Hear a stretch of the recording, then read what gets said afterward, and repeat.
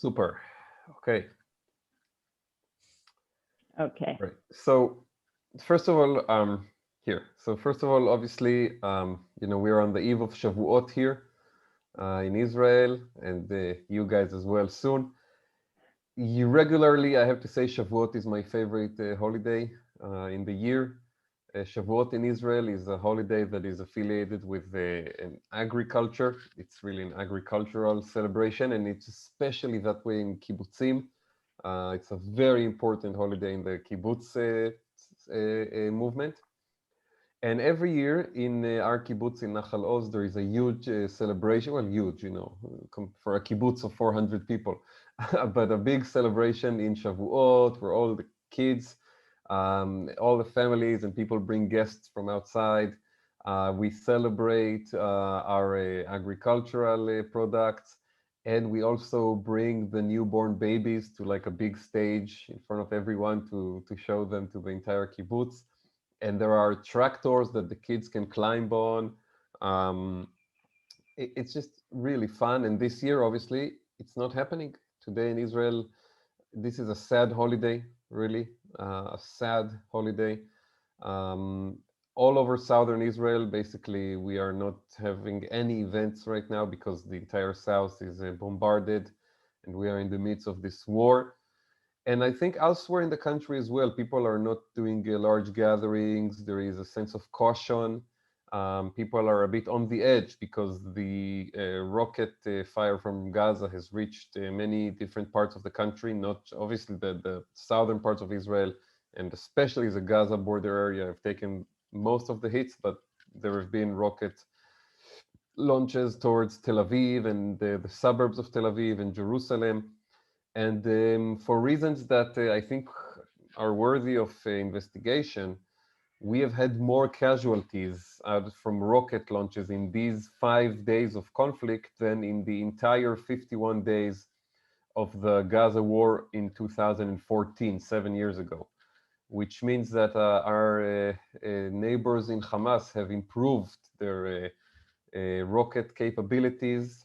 They have found ways to overcome, to some degree, Iron Dome, not completely, but to some degree. And we are dealing with a very tough situation right now. In addition, we are seeing violence and riots all over the country, and especially in what we call the mixed cities in Israel, cities where Jews and Arabs live side by side. We've had terrible violence in cities like Lod and Akko. This has also had a personal impact on my family because a relative of my wife was injured severely in the city of Lod, which is next to the airport. He was driving in his car, and an Arab mob threw stones at him while he was driving, and he suffered a head injury, and he's now hospitalized in critical condition for several days now. So this has had a personal impact on our family, and it's just a terrible thing to see.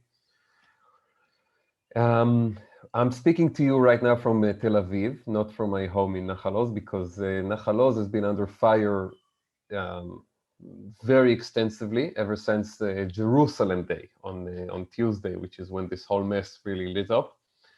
And out of our 400 something members of the community, I think right now in the kibbutz on the eve of Shavuot, there are maybe 70 people.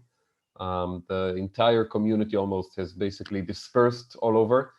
This is an interesting issue because, and we're, of course, the issue of our discussion today and my presentation is on life on the Gaza border, and we'll talk about it in a minute. But I do want to say that historically, communities on the border had a strong ideological sense that during wartime, nobody leaves the community. Everybody stays in place because this is the time when we most need to show that we are holding onto the land and that the terrorists will not break us. This approach has changed over the years.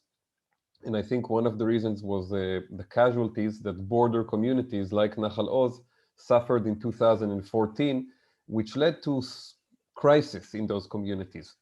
And I think that today the emphasis is saving lives, not losing any member of the community. And so the approach is if you don't have to stay in the kibbutz during these times of war, if you don't have a job in the kibbutz that physically requires you and it's necessary. If you have a safer place to go, it's better to go. And this is especially true for families with young children.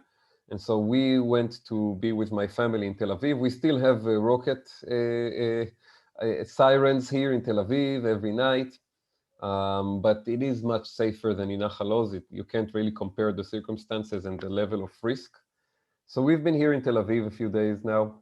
We are waiting to go back home to kibbutz. We are waiting for a ceasefire, for this thing to end, and we can have our life back.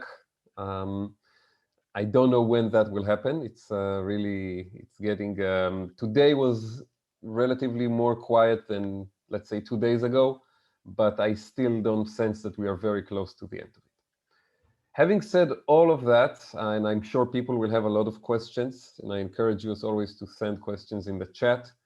I do want to speak about the main issue that we have, promised in the itinerary for this week, which couldn't be more timely. Honestly, I feel like with our sessions, it's every time we don't expect that will happen, and then when we meet on Sunday, it's extremely relevant. Last week we spoke about the Israeli Arab sector, and then we saw over the past few days these terrible riots and violence inside Israel, and just a reminder of how complicated the relationship between Jews and Arabs in Israel can be, but also how vital it is, because we live together, we have to get along.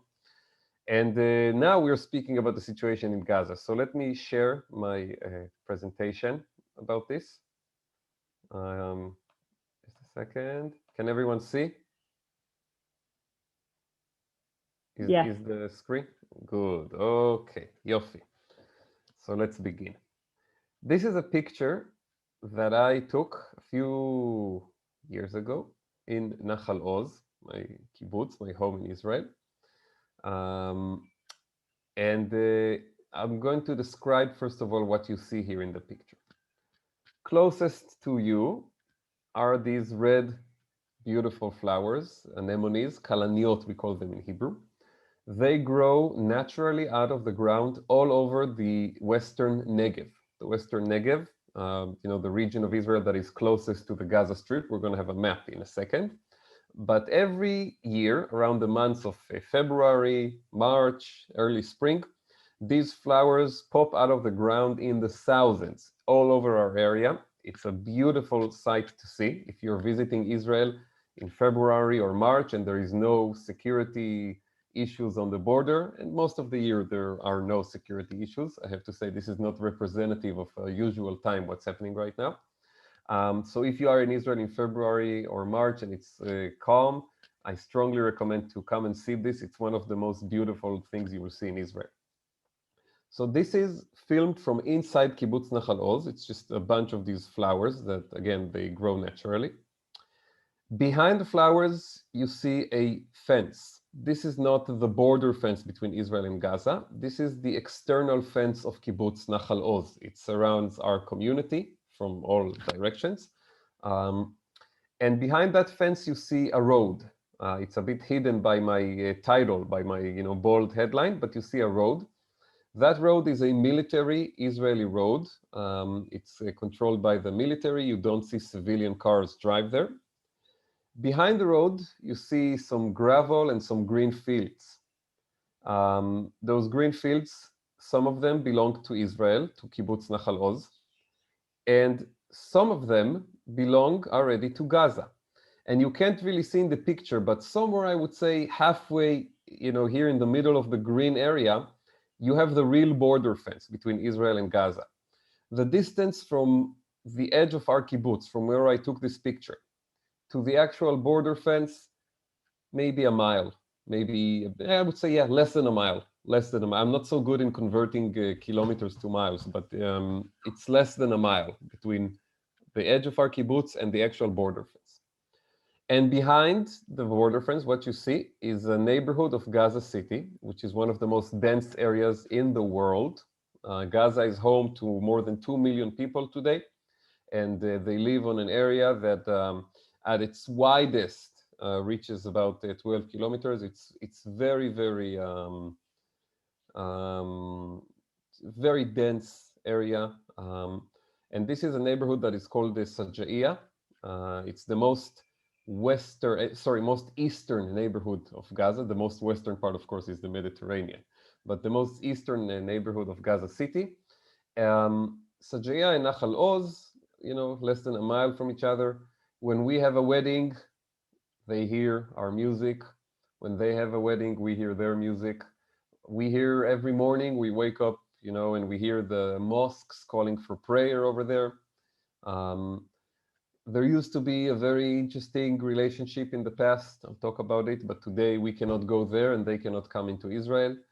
And unfortunately, the only interactions we have most of the time is times like this when there are strikes coming from either side of the border. This picture to me represents a lot about what it means to live in this part of Israel. You have great beauty and serenity in this area, represented by these flowers. But you also are living on the verge of one of the most explosive places in the world. And it's all captured in one picture, and it's all part of one story. Putting Gaza on the map, first of all, in general. So this is a map of Israel and the Palestinian territories, West Bank, Judean Samaria, however you want to call it. But I want to focus on Gaza. An important thing to understand, Gaza and Tel Aviv are about an hour drive from each other. Just 1 hour drive from Gaza to Tel Aviv. Very, very close to one another, basically a continuation on the Israeli coast. You have Tel Aviv, you have Ashdod, you have Ashkelon, and then you have Gaza. In the past, when people in Gaza were able to come into Israel to work, every morning you had hundreds, maybe 300,000 people, workers from Gaza, come into Israel. And in a sense, they, for about a generation, built Tel Aviv. Built the houses and the office buildings and a lot of other projects. As you can see, Gaza is surrounded by Israel from two directions, basically, kind of the north and the east. It has the sea to the west, the Mediterranean, and then it also borders Egypt to the south. Within this narrow strip of land, you have more than 2 million people living today, a very poor area. Very high unemployment among young people my age in Gaza. The unemployment is about 70% today. At the same time, though, it's also compared to other parts of the Arab world, relatively educated population. There are several universities that operate in Gaza and colleges, and men and women obtain education and degrees. The problem is, what can they do with it later? It's impossible to really find a job. The population in Gaza, some of it is people who have lived there, their families for decades and centuries, but also a very large component of it are Palestinians who fled from other parts of Palestine, or what became the state of Israel in our independence war in 1948. A lot of people in Gaza, they consider their families, they consider themselves, and certainly their families used to be, from places along the Israeli coast, all the way from, Yafo, Jaffa, and the communities in these parts of the country. So they are considered, refugees and descendants of the refugees. All of the most difficult aspects that have to do with the Israeli-Palestinian conflict are represented in Gaza today. This is another map that I'm showing you here. Oh, wait, I opened the chat accidentally. And this map shows what Gaza looks like from inside and its border crossings with Israel. So what you can see here on the map is that basically the Gaza Strip, as we call it, big parts of it, even though it's very dense, are not built up. You can see that there are areas here that are either agricultural fields or just sand along the beaches. So there is a potential to build more in Gaza and maybe to solve some of the density problems. But you can see how dense the city of Gaza itself is, which is here, this big block in the north of the Strip. Most of the 2 million people of the population live over here in this area, in this city of Gaza, and its kind of, more suburbs around it. You have 3 other main cities that are more to the south: Deir el-Balah, Khan Yunis, and Rafah, which is basically on the border with Egypt. In terms of the roads, the main road, the coastal road, runs here. It's this kind of, I don't know, is this orange or red road? And it's basically a direct continuation of Israel's coastal highway that, once it gets to the Rafah crossing, actually becomes an Egyptian coastal highway that will take you all the way to Cairo. In better days, you could make that trip. You could go, from Tel Aviv, get in your car, go to Gaza, cross into Egypt, go to Sinai. We are not in those better days for many, many years now. Border crossings, the main active border crossings between Israel and Gaza today, there is one here in the north, the Erez crossing, which is used for people who want to come out of Gaza. And it's very rarely used today. As I said, in the past, you used to have hundreds of thousands of Gazans who came into Israel for work. And you also had Israelis who used to go into Gaza for a business, for shopping, for leisure. Nahal Oz is one of the border communities. People who grew up there in the 1970s will tell you how they would take their bicycles and go to the beaches in Gaza, or go to the fish restaurants, or go to the market.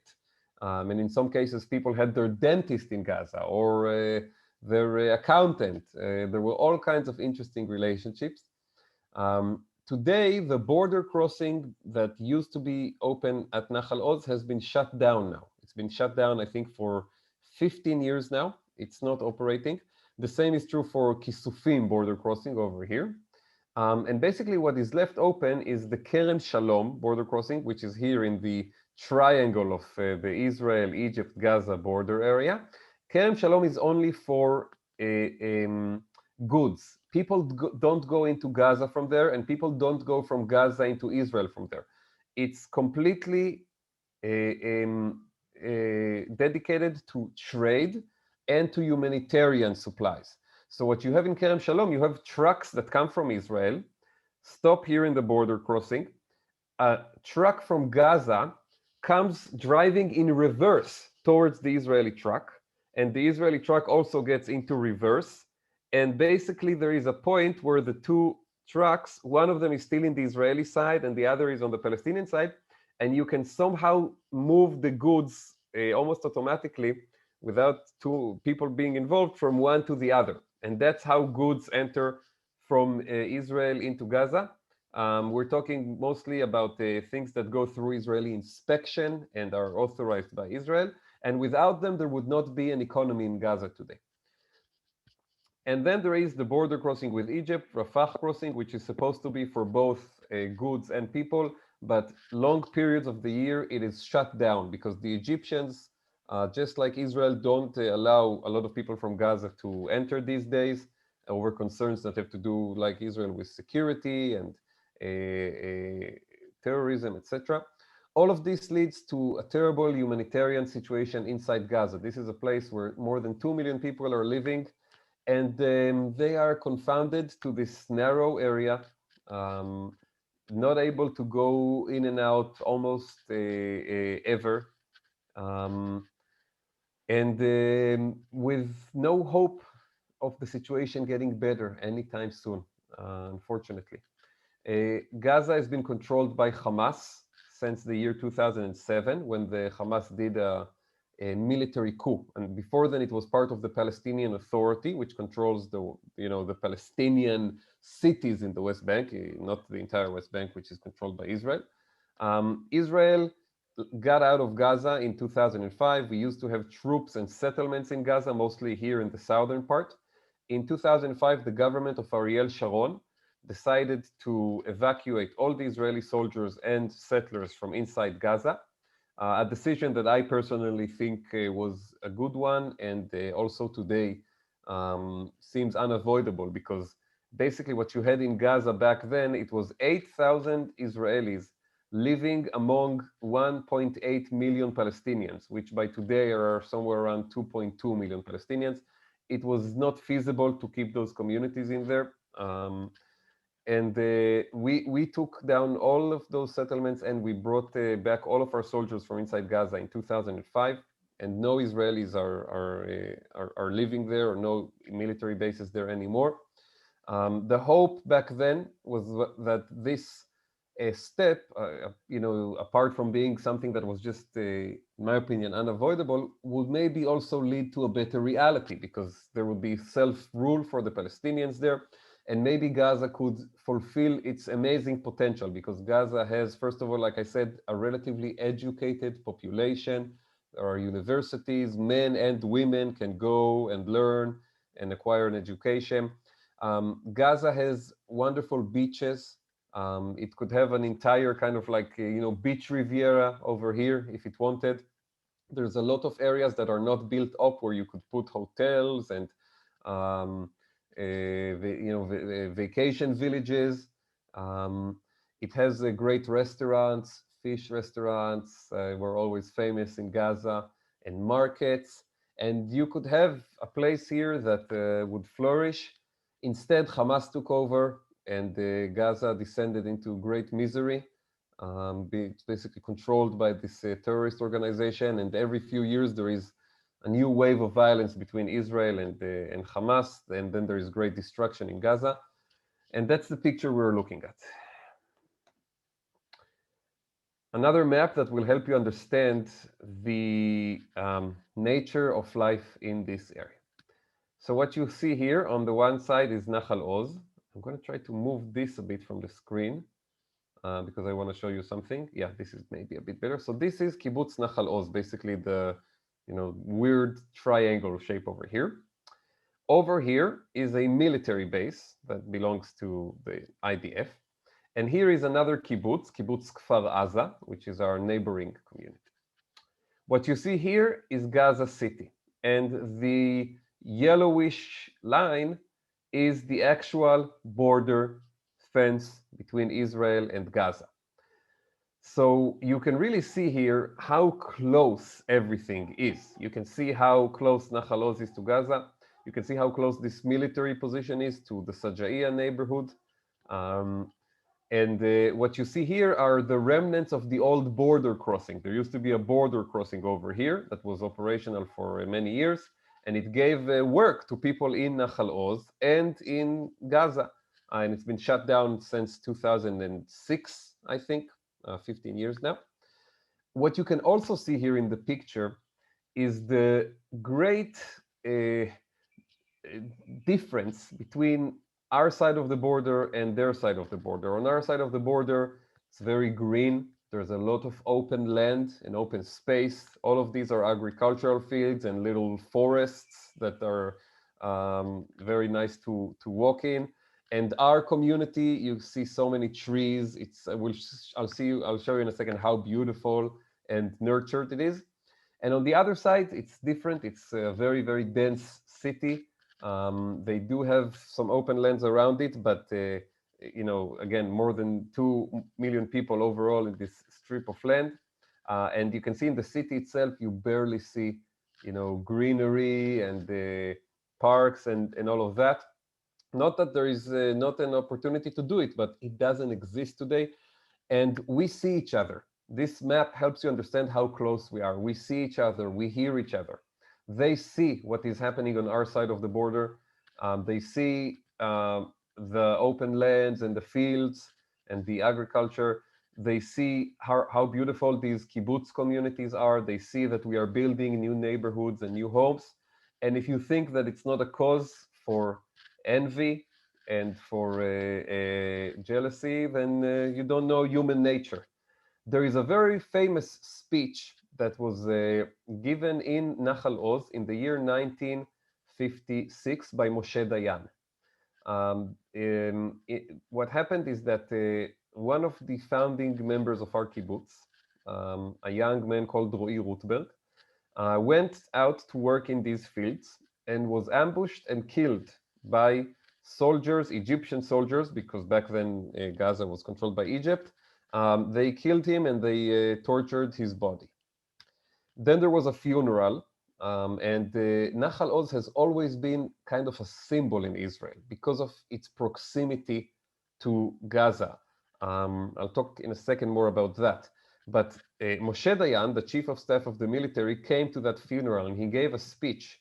And in the speech, he said, we should not blame the people in Gaza for hating us. We should not blame them for wanting to kill us because they see what we are doing with the lands that once belonged to their families.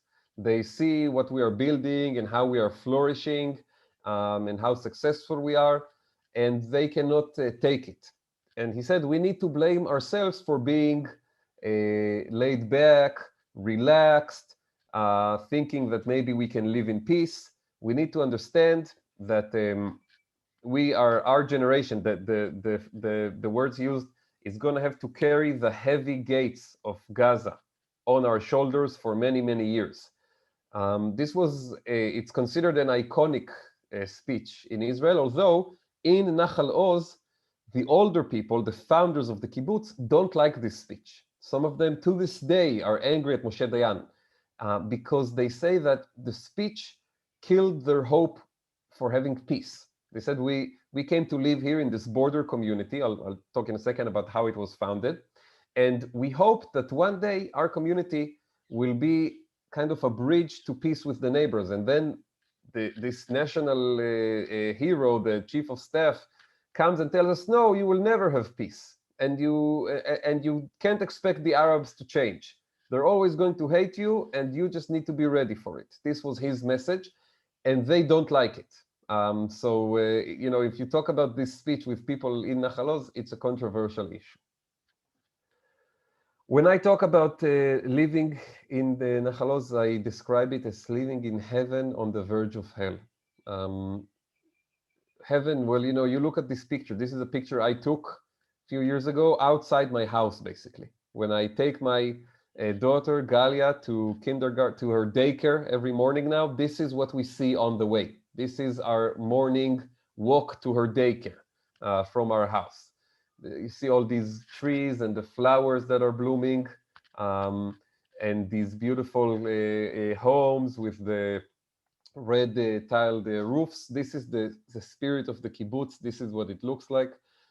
And at times of calm, when there is no war, when there is no tensions, it's really like living in heaven. It's one of the most beautiful places in Israel. And I encourage you, if you're visiting Israel with a group in the future, assuming there is no security tensions, you really want to come down to the Gaza border area and to Nahal Oz and to see it with your own eyes.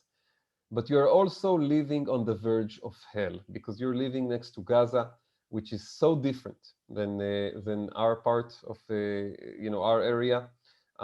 It's a place of great misery and poverty, and it's controlled by extremist religious forces that are devoted to crazy ideas, if you ask me.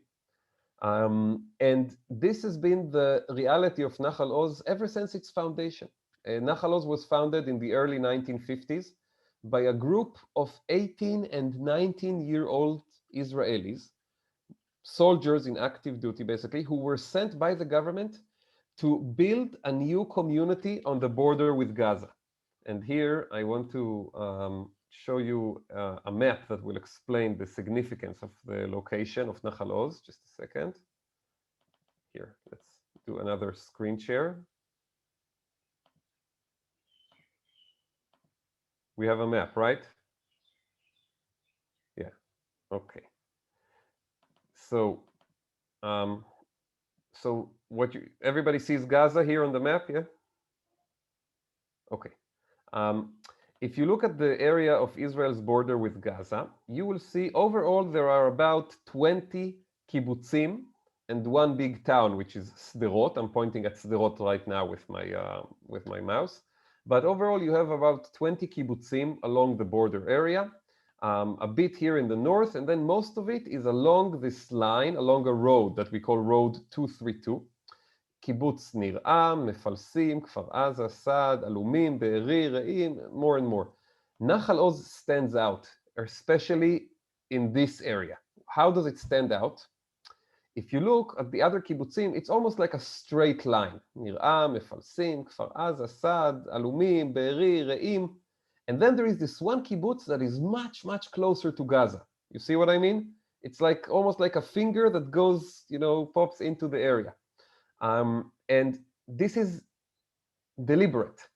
In the early 1950s, these border communities that in the Israeli mentality, their role was to protect the towns and the cities more, into the country, to protect them from terror attacks from Gaza. They themselves were suffering from a lot of attacks coming from Gaza. And the government of David Ben-Gurion decided that there was a need to put a frontier to the frontier, a border community to protect the other border communities. Basically, a place that will be the front line of the front line. And these were these young 18, 19-year-olds that volunteered to go and set up this new kibbutz that will be a bit in front of the line. Okay, you see here, for example, Kfar Aza, which is also relatively close to Gaza, but still, we are a few hundreds of meters closer to Gaza, and it makes a big difference when it comes to mortars and tunnels and all of the other weapons that today are being used. And so the idea was to have this community that is very, very close, right on the verge of Gaza, literally touching the border. And that's Nahal Oz. Again, if we look at the satellite picture, you can see how close it is and what you see on the other side. Now I'll go back to my presentation. Here. So this is the idea. Now these young people that came to build the kibbutz, they really did build a piece of heaven, a beautiful place, a strong community, and a place where people really like to live and raise their families. But it is right on the verge of Gaza. How did I come to live there? I was not born or raised in the Gaza border area. I actually grew up in the other side of Israel, on the border with Lebanon. I grew up in a military family. My father served in the IDF for 30-something years, and when I was a child, he spent a lot of time in Lebanon, so we lived in the north. Later, we moved to Tel Aviv, and my personal story with Nahal Oz really begins in the summer of 2014, 7 years ago, when we had the last big war between Israel and Hamas, a war that lasted 51 days and was really terrible in its impact. During that time, I was already working as a journalist, and I spent long days in the Gaza border area covering the events. And I stumbled upon Nahal Oz. I wanted to meet people in the border communities. Back then, you had actually more people stay behind in some of these communities. Again, the approach has changed over time. There's the discussion of when there is a war, should you stay or should you go? And the approach was different in the past. And I came to Nahal Oz. This is one of the pictures that I saw there.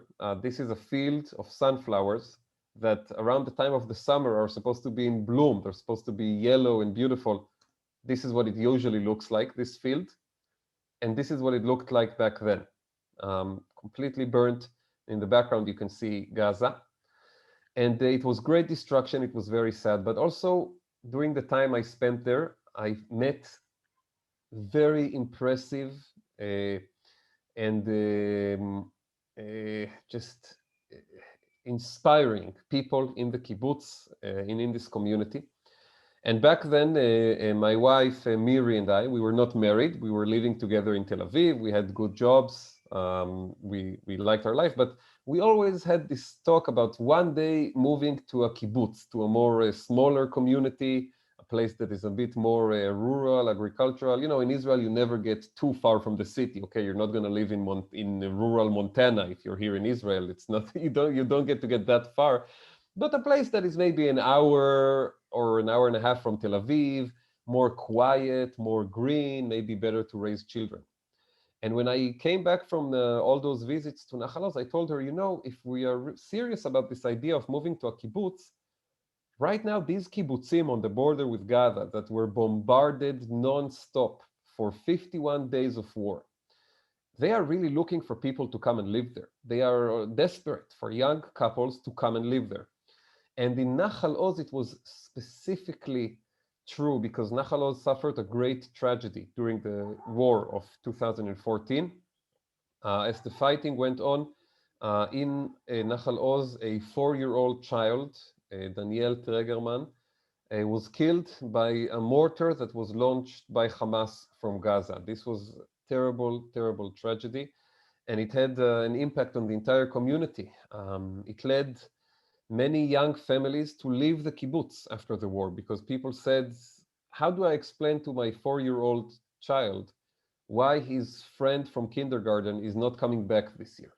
Why he's not going to come to kindergarten anymore? And there was a big crisis in the community. Out of a place of perhaps ideology, perhaps adventurism, perhaps we were young and could afford to do crazy things, we said, you know what, let's go there. Let's go and try to live in this border community. And they're looking for people now, and there is an ideological component to support a community that is on the front line. A month after the ceasefire that ended the war, we arrived to Nachal Oz one Friday morning to look at houses to rent. They thought, the people who met us thought we were a bit crazy, but they said, okay, you're welcome. We thought maybe we'd be there half a year. We'll just check out the environment, and we ended up staying there for 3 years and doing our wedding in the kibbutz in 2016. It was the first wedding that was held in Nachal Oz after the war. A small Israeli wedding with 350 guests. Yes, that's in Israel, a small to medium wedding, 350, in the pool of the kibbutz. And then after those 3 years, I got the job offer from Haaretz to go to Washington, D.C. and cover Trump. And it was something I could not say no to. But a few months ago, when we ended our time in America, we returned to Nachal Oz, to our home. So I explained to you why we came there, but now I want to show you why we stayed there. Because you could come to a place and try it out, and you're young, you're adventurous, you're ideological. But if you are going to make a place your home and stay there and come back there from Washington, D.C., it's got to be not just these factors. We stayed because of what I'm showing you right now. Life in a kibbutz today in the 21st century. This is a picture from Nachal Oz on the what we call in Israel the sacred hours between Yom HaZikaron, Memorial Day, and Yom HaAtzmaut.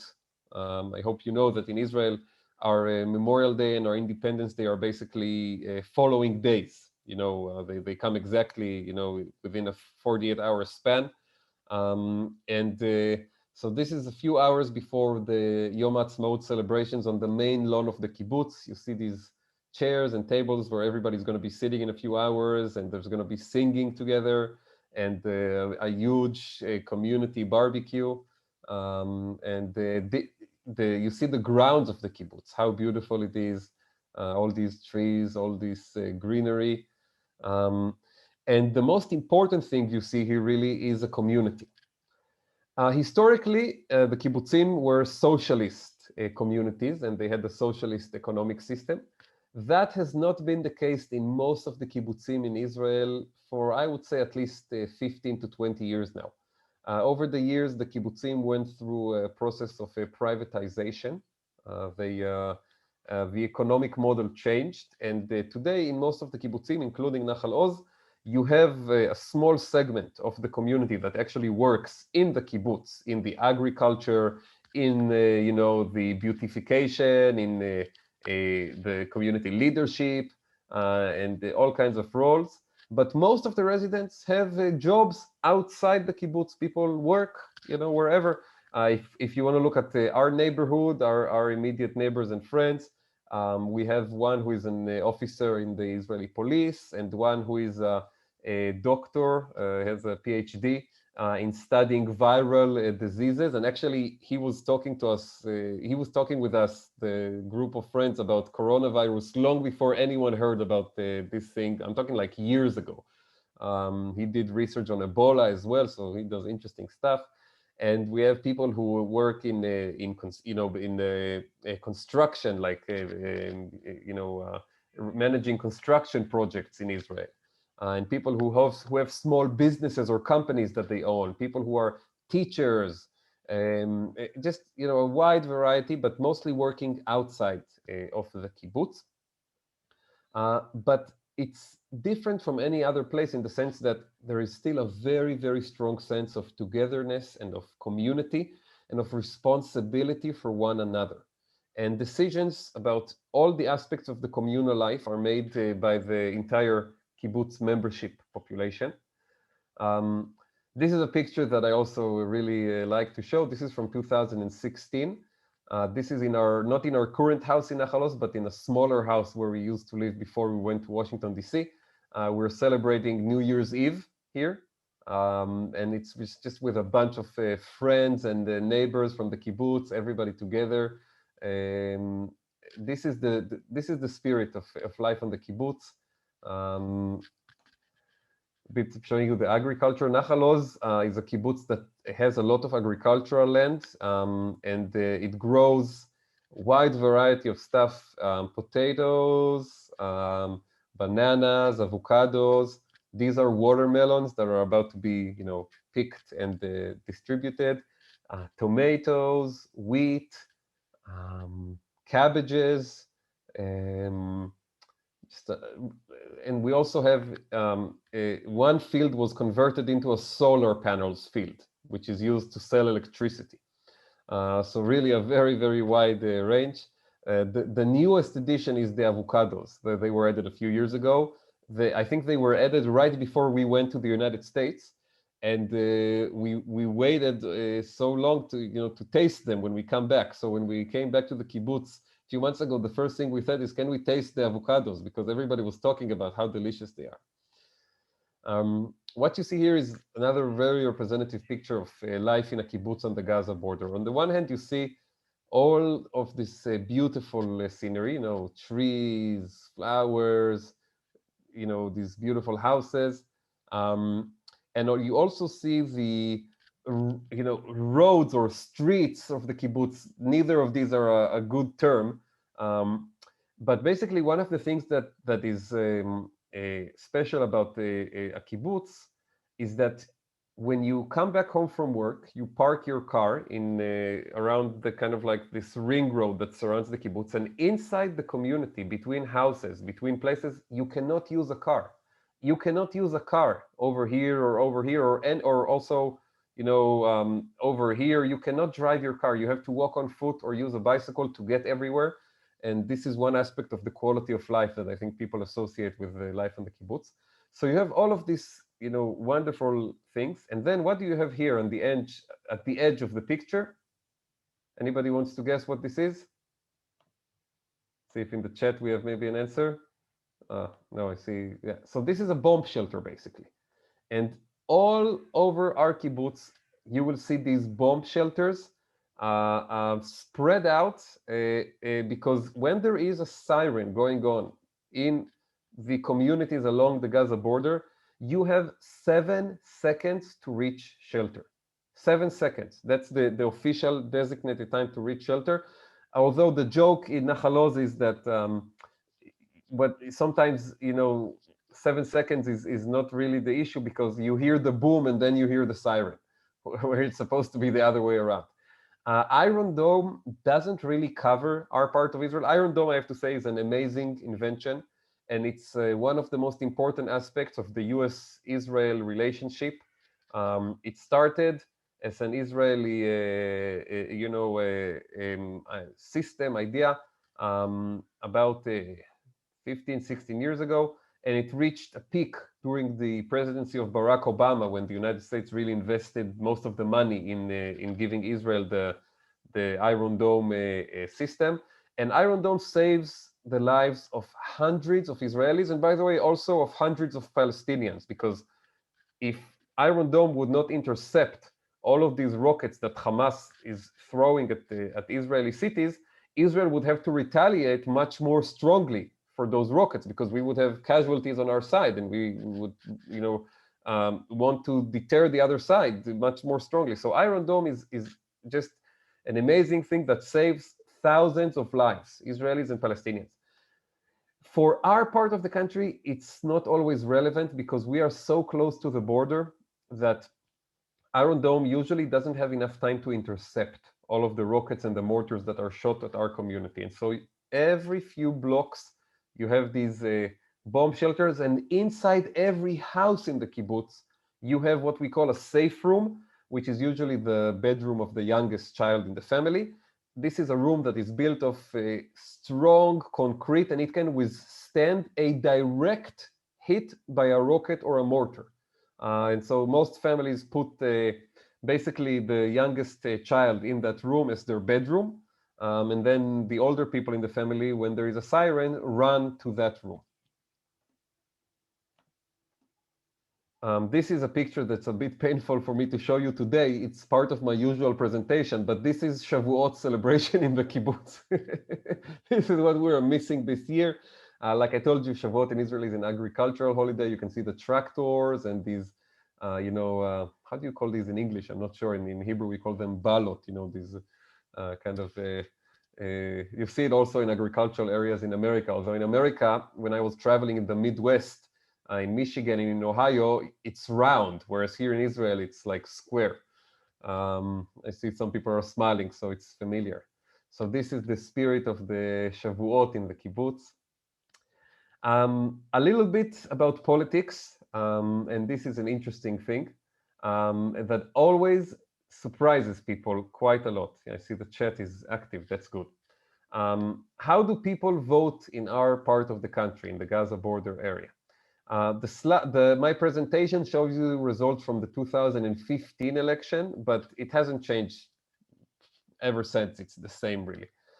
In two communities located on the Gaza border that are basically a 10-minute drive from one another, Nahal Oz and Sderot, and that suffer from the exact same security threats, tunnels, rockets, mortars, explosive balloons, you name it.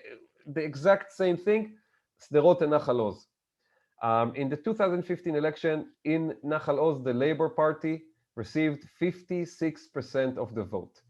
And then two other center-left parties that are, wait, let me see if I can move this bar so it won't, how do I get it? Oh, okay, good, yeah. Two other center-left parties together receive another 25%. So overall, you can see, in Nahal Oz, the center-left bloc more than 80% of the vote. In Sderot, 10 minutes away, same rockets, same mortars, Likud, 42% of the vote, and several other religious right-wing parties. You bring it together, you get to 80% for the religious right-wing bloc.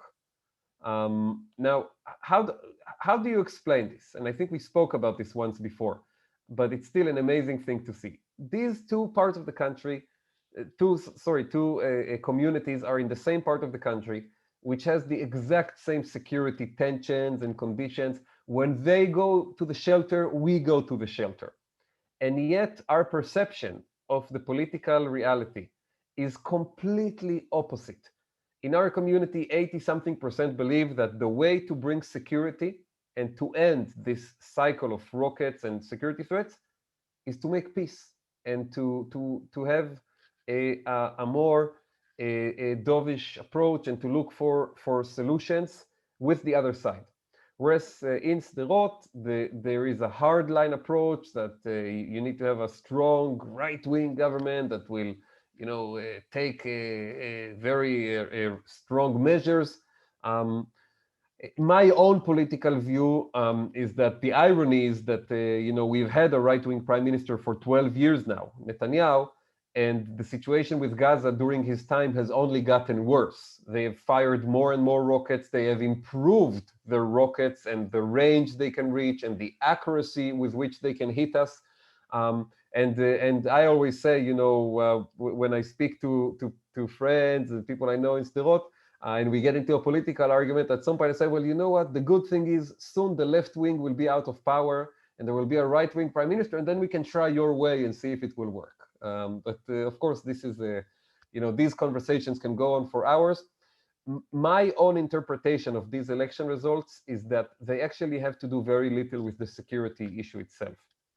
And we've spoken about this in previous sessions. I believe most of the voting in Israel actually reflects people's views on religion, people's identity, and the differences in how, the balance between religion and democracy should be in the country. And it also manifests itself into the discussion about security. And this explains these completely different election results. And since it looks very, very likely right now that Israel is going to have election number 5 in a few months, I invite you in a few months to look at the election results of election number 5 in Nachal Oz and Sderot. Spoiler, you will see the exact same numbers. This violence we're going through right now, this crazy round of war, will change nothing in how people vote in these two communities. Future challenges for Kibbutz Nachal Oz and our area. What you're seeing here is a new neighborhood that is under construction in the kibbutz, and an area over here where another neighborhood is about to be constructed as well. And one of these houses in the new neighborhood is going to be our future house. We are waiting for it to be completed. It's under a construction now, and it looks like there is pretty good progress. And we really hope that by next Shavuot, and probably even before that, I would say Pesach, we will already be celebrating in our completely new house. These houses, by the way, are built in a new standard. They don't have the beautiful red tile roofs, but what they do have is that the entire building is made out of very strong concrete, basically meaning that almost the entire house is built like a safe room, and it can withstand a direct hit by a rocket, and it's much safer. Of course, this kind of building is also more expensive. It takes more time to build, so you have to be patient. But the idea is that these new houses that the community is building for families like us that are coming with young children from outside the kibbutz and moving to live there, they will have these new standard of houses. And the main hope is to keep building and expanding and bringing more people to the community. But we also have to understand, and this is my view of the situation and what has happened over the past week, not only that it didn't change it, it only strengthened and reinforced it. As long as this is the picture you see on the other side, these are pictures of Gaza after the bombings in 2014. And specifically, this is not just Gaza, this is the Sajaiya neighborhood. This is the neighborhood right next to us at the end of the 2014 war. And it was destroyed this way because it was used by Hamas as a main area for launching rockets. I'm not making here, let's say, a moral argument against the actions of the IDF. I'm not going into tactics and morals and all of that. What I'm going what I'm trying to say is, we're not going to have a normal life as long as this is what it looks like on the other side. We need to reach a situation where with time, people on the other side also have something to lose. Today, if you live in Gaza and you are a young man, my age, you have nothing to lose. You can, whether you have an education or not, you cannot find a good paying job. You cannot immigrate. You cannot even go abroad for a week to clean your head. You are stuck in this place under a very, very difficult economic and social situation. And there have been ideas over the years that have been proposed by security officials, high-ranking security officials in Israel, to have, for example, a seaport for Gaza in Egypt on the coast of Sinai that will have Egyptian military oversight and Israeli intelligence oversight, and would allow to bring more goods and more economic activity into Gaza. Or, for example, to have an airport in Cyprus that would be used for people from Gaza. You can have, ships that go to Cyprus, and then people can use it. All kinds of ideas to give people more freedom, more economic opportunities, something to live for, and not be in a situation where you have nothing to lose. Because when you have nothing to lose, you don't care if this is what your neighborhood looks like. And I'll end, and then I'll take a few questions. I'm sorry we're going to go over time, but thank you for staying with me until now. This is a picture I took in the fields of Nachal Oz, looking into the kibbutz. The kibbutz is these antennas you see over here. This is like a Friday afternoon, sunset, about to enter Shabbat. Everything is peace. Everything is peaceful. Everything is, calm and serene. This is what our life can and should look like. And it's possible. I really do believe that it's possible. I really do believe that we can have this reality, but it will not happen if we don't also find a way to improve the situation on the other side of the border. So I will end with this picture, and now we'll try to take on all the questions in the chat. Let me stop the screen share and look at the questions. Okay. Question, who do you trust most to be able to broker a ceasefire? The answer is Egypt. Egypt is the best actor in terms of finding a ceasefire between Israel and Hamas, because obviously it has a border with Gaza, with both of us. The Hamas leadership relies on Egypt for a lot of things, and Egypt also has, to some degree, economic impact on Gaza. So I hope the Egyptians are in full force now, pushing for a ceasefire and using their leverage. And they are also trusted by the Israeli side, which is very, very important. And they are our best bet. How can Israel effectively communicate the message that Gaza is different from the West Bank, and the governing authority in Gaza does, whether the Hamas is interested in improving the living conditions? That's a great question. I think, first of all, there is more and more realization of that reality around the world. I think that Israel, in this round of fighting, up until this point, did not receive a lot of international pressure and criticism. The Biden administration has been very supportive of Israel's actions. We saw Biden had 2 phone calls with Prime Minister Netanyahu, and I saw the White House readout, which basically said Israel has a right to defend itself, and the United States supports Israel, and at the same time asked Israel to try to make the best it can to refrain from hitting innocent civilians, which is a very important message as well, because we don't want to hurt innocent people in Gaza. We want to hurt Hamas. And I think you saw also in Europe some governments that were very supportive of Israel. I think in Austria, they put the Israeli flag on the Prime Minister's office next to the Austrian flag. So I think there is understanding to the circumstances that Israel is dealing with regarding Hamas. But I think there is also an understanding of some of the Palestinian arguments regarding, for example, the fact that ever since the war in 2014, the situation in Gaza has not improved, in any real way for the population. The level of poverty over there, the lack of any economic initiative or something that would make life better. And you can have a long argument. Is this completely the fault of Hamas? Is it the fault of Israel? Is it, do you have multiple people to blame? But the bottom line is people see the pictures from Gaza and the situation there, and it has an impact as well, even though we have very strong arguments on our side. Does Gaza have a port? No, there is no airport and no seaport today in Gaza. And that's one of the ideas that I talked about, is to use territories in other countries in the area under some kind of Israeli intelligence supervision to allow them to have a seaport or because if you just build a seaport in Gaza tomorrow morning, Israel will not be able to monitor it successfully, and then Hamas could use it for terror activities. Whereas if you do it in Cyprus, which is a very, very allied country of Israel, you can have a much different mechanism that would make it actually work. A question about Israel and the Palestinian economy from 2005 to 2007. Yes, unfortunately, I do have to say that there have been steps by our own governments over the years that were counterproductive to the idea of creating a strong economy in Gaza. One example I can give you, that over the years, I don't know if this is relevant today in 2021, but in the past, there were years when Israel put all kinds of limitations on what farmers in Gaza can export to Israel and other countries.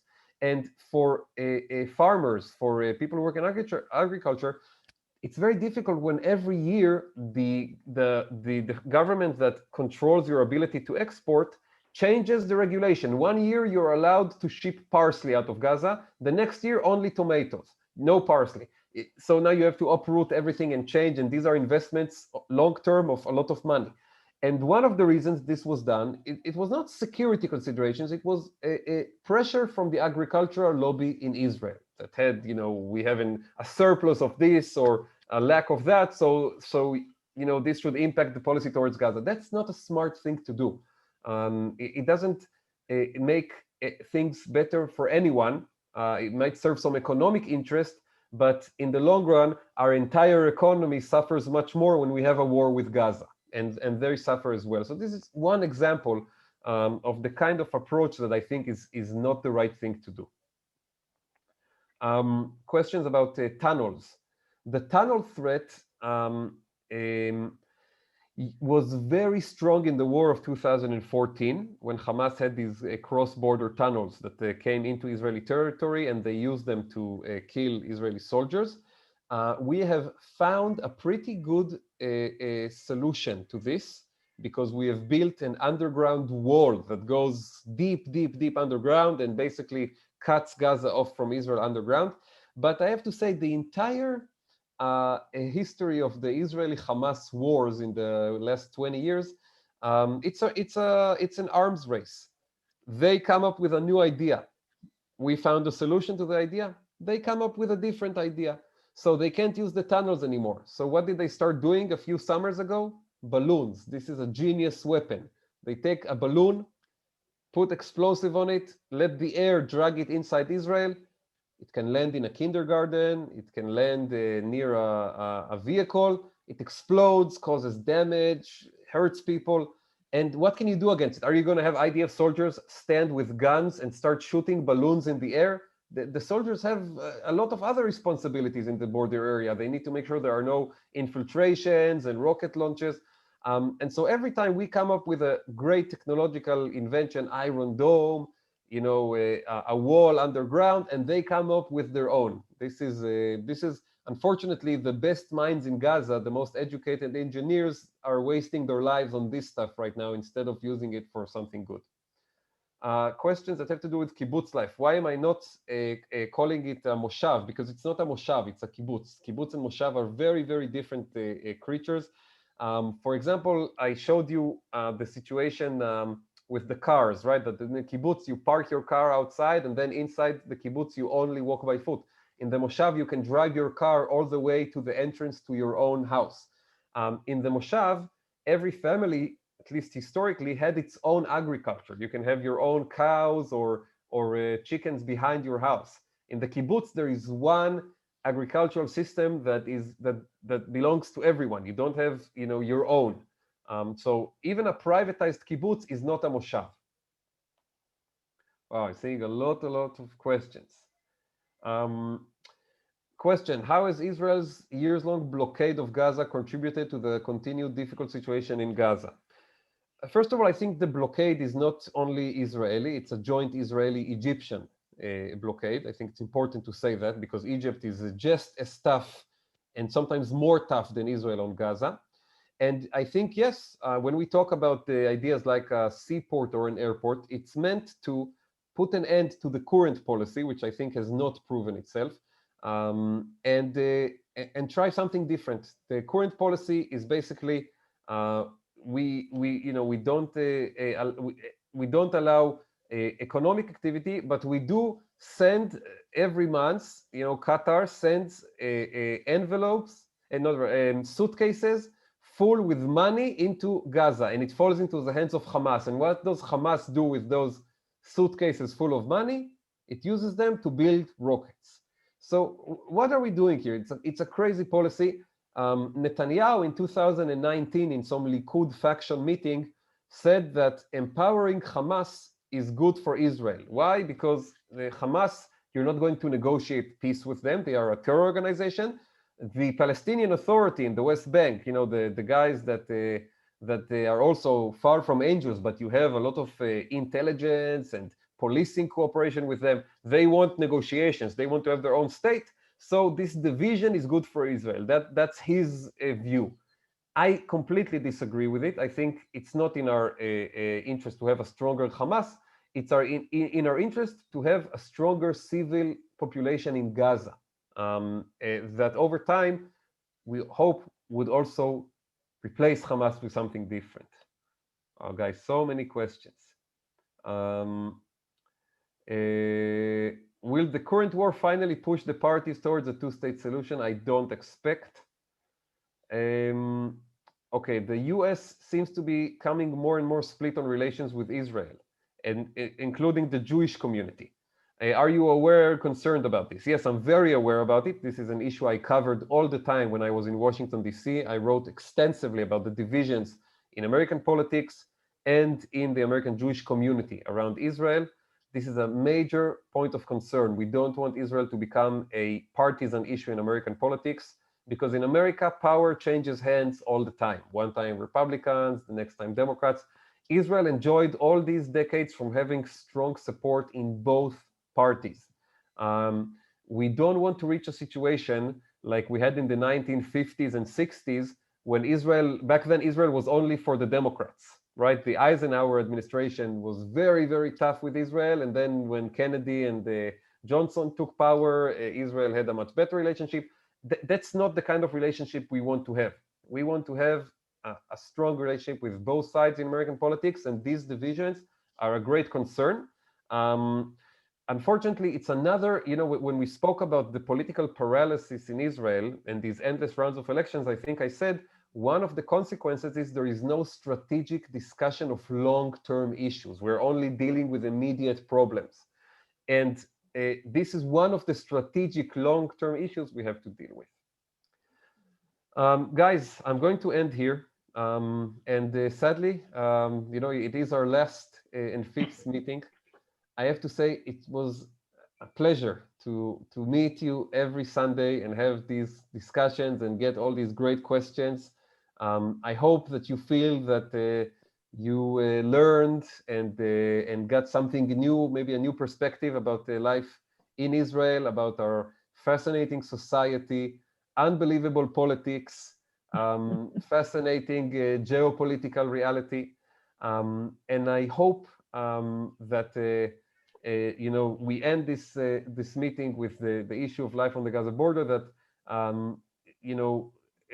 if we have another discussion of this issue in the future, it will be much more optimistic and will look towards a much better reality. I want to thank everyone for coming in, every Sunday.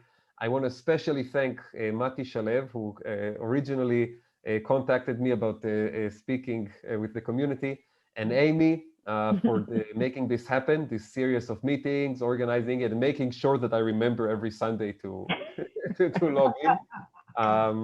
And everyone who participated. And I want to wish you a Chag Sameach. Chag Sameach. I hope that you will come to visit Israel. Don't let these wars deter you, because most of the time it's quiet. And this will end in a few days, one way or the other.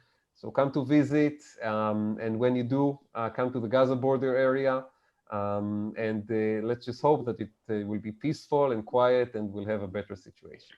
So Amir, on behalf of Anshe Emet, I just want to say Toda Rabah to you. It's been a pleasure. It's been informative, and thank you to our very generous donors that brought us your incredible talents and your incredible outlook on Israel. So thank you so much.